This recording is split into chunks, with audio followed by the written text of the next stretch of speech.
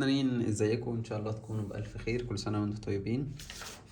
هنبدأ نقول شوية أساسيات مهمة عن الرسم، وهي إن أي رسمة في الدنيا بتتكون من حاجتين، هما الأوتلاين وبيكون بالشكل ده، والهدف من الأوتلاين إن نظبط المقاسات والنسب ما بين كل جزء والتاني بحيث إن التكوين يكون متناسق مع بعضه. دي أول حاجة. طيب بعد ما بنعمل الأوتلاين بالشكل ده بنبدأ نظلل أو نضيف فرق الدرجات. لو انت بترسم فحم او رصاص بيكون ما بين الابيض والاسود، اسود اكتر جزء فاتح بيكون الابيض، والتدريج ما بينهم. فده تاني خطوة بنعملها عشان نطلع رسمة شكلها كويس او شكلها 3D او واقعية. طيب لو في حاجة غلط في الاوتلاين طبيعي ان الرسمة مش هتبقى مظبوطة. لو انت جبت العين دي نزلتها تحت او طلعتها فوق شوية، خلاص في خلل حصل، خلل اساسي في حاجة اساسية في الرسمة، فبالتالي شكلها مش هيبقى لطيف. فالنسب مهمة وشرحناها في فيديوهات كتير قبل كده، وهنشرحها ان شاء الله في فيديوهات جاية. التظليل مهم عشان اكمل بقى الرسمة، عشان اظهر الرسمة بتاعتي بشكل كويس. طيب التظليل وده موضوعنا النهاردة مبني على ايه؟ بكل بساطة كل التظليل والتفاصيل اللي انت بتبقى شايفها في الرسمة مبنية على فرق الدرجات او فرق التونات ما بين الابيض والاسود.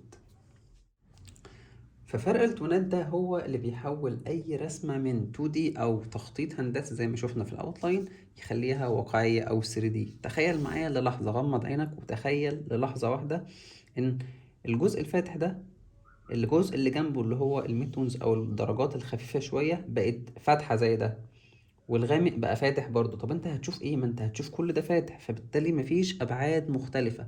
ففرق الدرجات ده هو اهم حاجة عشان تبرز الرسمة بشكل كويس. طيب فرق الدرجات ده بنتحكم فيه ازاي؟ زي ما احنا عارفين ان درجات الرصاص الوسط بيكون HB،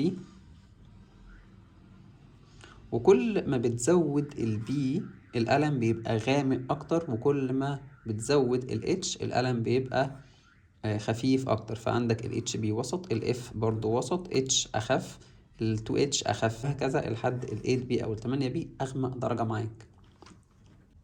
طيب هل درجة القلم نفسه اللي بتبقى مكتوب عليه هي الوحيدة اللي أنا بتحكم بيها في الدرجة اللي بتطلع؟ لأ، الحاجتين التانيين المهمين هما ضغطة إيدك وتكرار الطبقات في نفس المكان عشان تطلع درجات مختلفة. وليكن مثلا هنجيب ال HP. ال HP تقدر بضغطة إيدك تطلع منه فاتح أغمق أغمق أغمق أغمق، ممكن تطلع 8 أو 9 درجات من القلم الواحد. لو جينا بصينا قبل ما نجرب التظليل بالقلم، اي درجة موجودة في الرسمة اللي قدامك هتلاقيها موجودة هنا. الغامق طبعا اهي من غير كلام، افتح جزء الاجزاء دي الاضاءة تمام هتلاقيها موجودة في الدرجات الفاتحة. طيب اي درجات تانية وسط بقى بتبقى برضو موجودة مثلا هنا، هتلاقيها موجودة في السلسلة دي. فأي درجة هتلاقيها موجودة في السلسلة. فأنت لازم يكون عندك قدرة إن أنت تشوف الدرجة المعينة في الصورة اللي أنت بترسم منها، وتشوف هتروح لأنهي قلم، وتختار كمان ضغطة إيدك هتبقى قوية ولا لأ، لأن زي ما قلنا القلم بنطلع منه سلسلة كاملة. طيب بعد ما اتكلمنا وشرحنا الموضوع ده بشكل نظري، تعالوا بقى نطبق بشكل عملي. هنجيب ال HB. حلو. لو انت معاك جزء فاتح زي ده طبعا مش هتروح لتمانية او اربعة او ستة، هتجيب ال HB وكمان ضغطة ايدك تخليها اخف حاجة.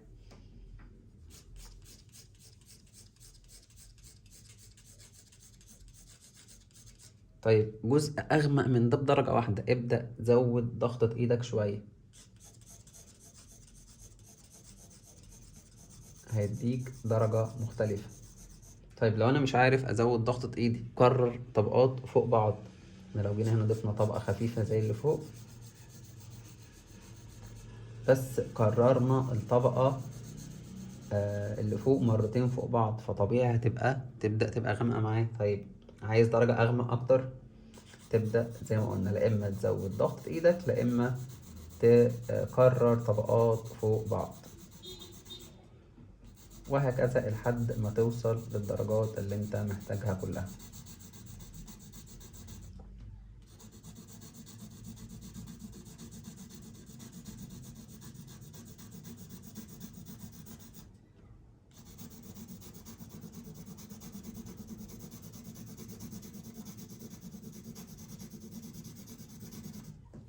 تمام. فانت بتحاول تطلع الدرجة اللي انت محتاجها بناء على القلم وضغطة ايدك وتكرار الطبقات.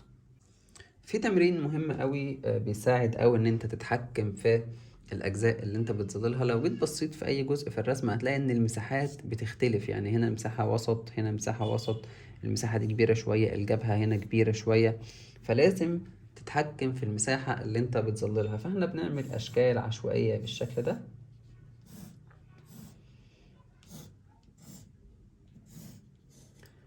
وتحاول تظلل المساحات العشوائية دي من أول مرة من غير ما تسيب فراغات جوه الخطوط ولا تطلع الخطوط بره الشكل اللي انت محدده على قد ما تقدر.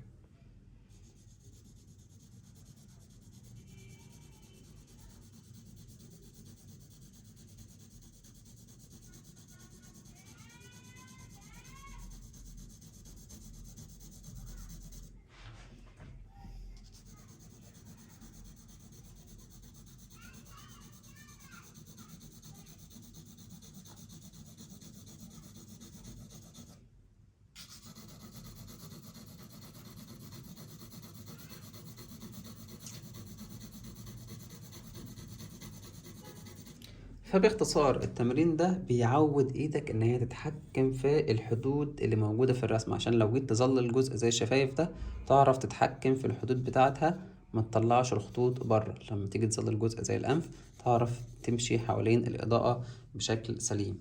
بس وده كان فيديو النهاردة. الفيديو بسيط قوي بس المعلومات اللي فيه مهمة جدا، فأتمنى تكونوا فهمتوا المعلومات، تبدأوا تتدربوا على التمارين بتاعة التظليل وضغطة ايدك وتكرار الطبقات لحد ما تطلع كل الدرجات اللي انت محتاجها، وبعدين تبدأ توزع الدرجات دي على أي رسمة.